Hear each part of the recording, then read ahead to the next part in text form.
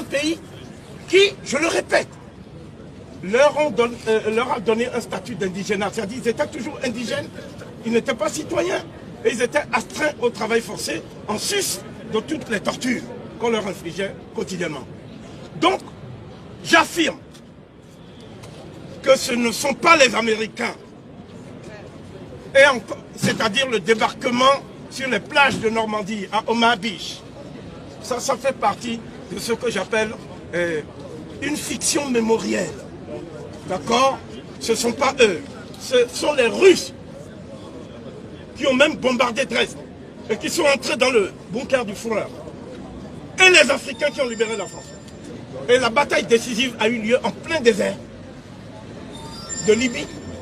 C'est ce qu'on appelle la bataille de Bir Hakeim, dont on ne parle jamais ici. Vous voyez? Dont on ne parlera pas au cours de toute la semaine de célébration de De Gaulle.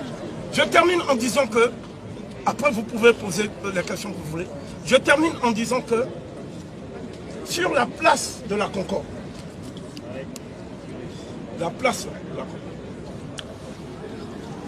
au nom de l'abolition des privilèges, on a décapité et guillotiné Louis XVI. Et lorsqu'on a décapité Louis XVI, il manquait une voie pour que sa vie soit sauve. Et ceux qui ont dit il n'en est pas question, Robespierre, Saint-Just, Marat, Danton, Collot d'Herbois, tous ces gens-là n'ont pas aboli les privilèges. Si on avait aboli les privilèges, la République n'aurait pas continué à faire la colonisation et l'esclavage. La Première République a poursuivi cette injonction à faire le Code noir. Oui, bien. Le Code noir. Et la Deuxième République l'a fait et a achevé l'industrialisation de la France. Sur le dos des nègres, la Troisième République a occupé militairement tous les territoires qu'on appelle outre-mer, ultramarins, ce qui a fait de la France la plus grande puissance maritime du monde. Vous voyez, la Guadeloupe, la Martinique, jusqu'en Guyane, c'est-à-dire nous sommes aux frontières de l'Amérique du Sud. Eh bien, c'est ça qui a fait que la France est la plus grande puissance maritime du monde.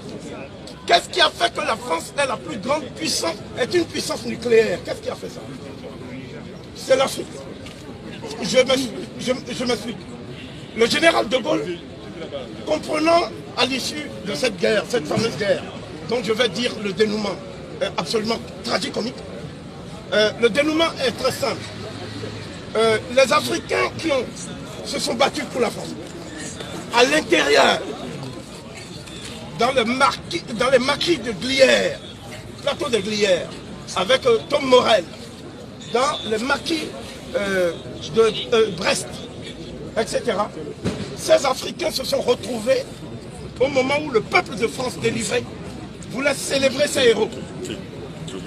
Ils ont été arrêtés sur ordre du général de Gaulle, désarmés, déshabillés, pour qu'il n'y ait pas de noirs sur les Champs-Élysées au moment du défilé triomphal.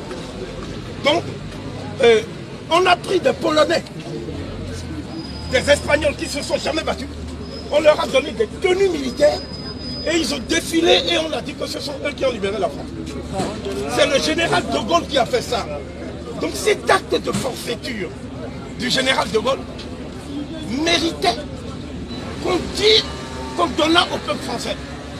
Je ne parle pas des nègres, parce que les nègres de la République sont habitués à l'apartheid. On nous dit que la France n'a pas un racisme institutionnalisé. Je dis que la France fonctionne sur la base de la négrophobie systémique et institutionnalisée. Ce n'est pas seulement la police qui est en cause, c'est l'État, l'État même, c'est-à-dire les hommes qui dirigent la France. Aujourd'hui, sont des gens qui n'ont pas intérêt à ce que l'Afrique se libère. C'est-à-dire, ce sont eux qui ont des bases militaires actuellement au Sénégal, des bases militaires en Côte d'Ivoire, des bases militaires au Gabon, des bases militaires à Djibouti, des bases militaires partout en Afrique. Que font-ils là-bas? C'est-à-dire pourquoi, en quoi la France est-elle menacée au Gabon? Alors voilà, ils nous disent non, nous sommes là-bas pour défendre nos ressortissants et nos intérêts. C'est intéressant, vous en convenez. Alors je vais vous dire quelque chose qui va certainement vous faire plaisir. Dans ce brûlot de valeurs actuelles, parce que nous assistons aussi à un phénomène, c'est la libération de la parole des fascistes. Tous les fascistes, c'est-à-dire la peste brune, est encore de retour, plus triomphante et plus arrogante que jamais. Et ici, on dit, ces racialistes qui veulent mettre la France à genoux. Ok? Alors moi, je vais dire quelque chose. Nous n'avons plus besoin de mettre la France à genoux. Le virus s'en est chargé. Le corona. Nous tous on a peur, donc on porte les museliens, non? Le virus s'en est chargé. Mais ce que nous voulons, c'est que la France enlève son genou du cou de l'Afrique. Au TEP, au TEP, au TEP, au TEP. Pour que l'Afrique puisse respirer. Si. C'est ce que nous voulons. Et tant que la France ne le fera pas d'elle-même, parce que quand le président Macron dit, nous ne dérangeons pas, nous disons la vérité. Quand le président Macron dit, aucune statue ne doit être déboulonnée, fût-ce celle de Colbert. Colbert, c'est celui qui écrivait que si les Noirs se révoltent, il faut leur couper le jarret. Il faut leur couper la langue. Il faut faire toutes les tortures et les mutilations qu'il a décrites dans le Code noir.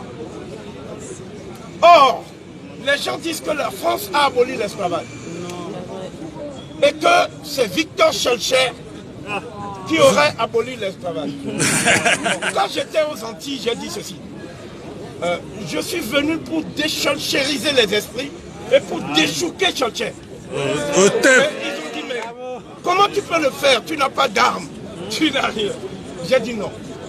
L'arme la plus puissante, c'est l'esprit humain. L'esprit. Au TEP. Vous pouvez contrôler tout ce que vous voulez, mettre des CRS partout. Vous ne pouvez pas contrôler l'esprit des nègres. Merci, au TEP. Parce que nous, on a vu toutes sortes de souffrances.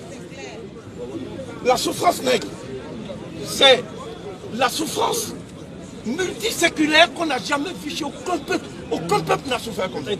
Exactement. C'est cette souffrance qui fait que chez nous, nous ne sommes pas chez nous.